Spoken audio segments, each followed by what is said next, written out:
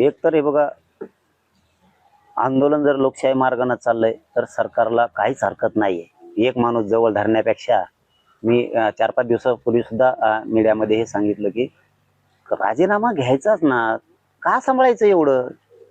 काय मोदी साहेबाला काय विशेष आहे एवढं? अमित शहा साहेबाला काय विशेष आहे एवढं की ते एक कोण आहे त्या प्रधानाला त्याला काढायचं काय? कशामुळे आवडीचं तुम्ही विनाकारण?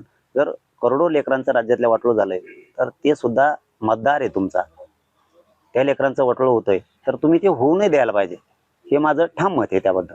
केंद्रीय शिक्षण मंत्री धर्मेंद्र प्रधान यांच्या राजीनाम्यासाठी आंदोलन सुरू आहे, व्हायला पाहिजे की नाही राजीनामा? का नाही व्हायला पाहिजे तेच म्हणतो ना मी, का नाही घ्यायला पाहिजे? काय सांभाळायचं? जर पोरांचं वाटोळं झालं देशातल्या तर मोदी साहेबांनी 100% त्याला त्या पदावरून हटवलं पाहिजे, 100% हटवलं पाहिजे। आज आंदोलकांवर लाठीचार्ज झालेला आहे, अश्रू धुवाचे नळकांना देखील फोडले गेले, आंदोलन चिघळण्याचा प्रयत्न केला गेल्याचं बोललं जातं। मी एक सांगतो की आंदोलन दडपणं हे काम सरकार कधी पण करतं। आजच नाही, इथून पाठीमागचे अनेक अनुभव आहेत की सरकारच्या वतीने ती गोष्ट होतीच, 100% ती केलीच जाते। आपण ठाम राहायचं असतं, आपण लढायचं असतं, आपण अन्यायाच्या विरुद्ध लढायचं असतं।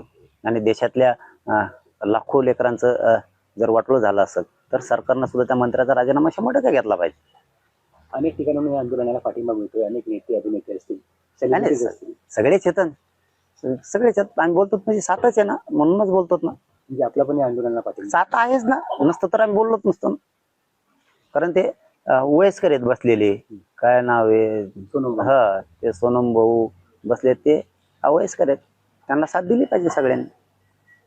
आपल्या त्यांच्यासोबत असणार हो, ते वयानं जर इतके वयस्कर आहेत आणि उपोषण करतायत तर सरकारने विनाकारण त्यांच्या हालापेक्षा नाही केल्या पाहिजे।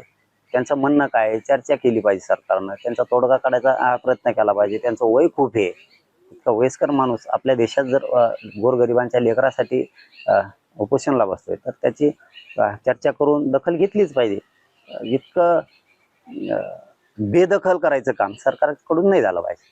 आंदोलकांनी आज संसदेवर जाण्याचं सांगितलं होतं, संसदेवर जाण्यापासून त्यांना रोखलं जात आहे, लाठीचार्ज होतोय, अश्रू धुवाचे नळकांड्या फोडलं जात आहे, म्हणजे त्यांना आंदोलन करू दिलं जात नाही। ते आंदोलन बंद पाडायचे ती भूमिकाच असते सरकारची, ते बंदच करणार, आपण ठाम असलं पाहिजे। दिल्लीमध्ये आज हजारो विद्यार्थी होते त्या आंदोलनात, तुफान लाठी हल्ला विद्यार्थ्यांवर दिल्ली पोलिसांनी आज लाठी हल्ला केला। नाही, ते चुकीचं आहे, सरकारनं ते चुकीचं केलं। कुठल्याही शांततेचे आंदोलन मोडून काढायला, हे बघा, तुम्ही विचार नाही मोडू शकत, तुम्ही गोरगरिबांच्या लेकराचं हल्ले करून भविष्य नाही उद्ध्वस्त करू शकत। त्या वयस्कर सोनम भाऊंची मागणीच काय आहे की गोरगरिबांच्या लेकराला न्याय मिळाला पाहिजे, त्यांच्या पाठीशी लोक उभे राहणारच ना। तुम्ही सरकार आहेत म्हणून तुम्ही दडपशाही करून आंदोलन नाही मोडू शकत लोकशाहीतले, म्हणून ते सगळेच लोक त्या सोनम भाऊचं वय बघून त्यांच्या पाठीशी नक्की येतात। ते कोण आहेत, काय आहेत, कसे आहेत, कोणाला माहित नाही, परंतु आजचा मुद्दा तरी त्यांचा विद्यार्थ्यांच्या हिताचा आहे, त्यामुळं आज त्यांच्या सोबत लोक आहेत। भविष्यात हे आंदोलन आणखी उग्र होईल आजच्या घटनेनंतर?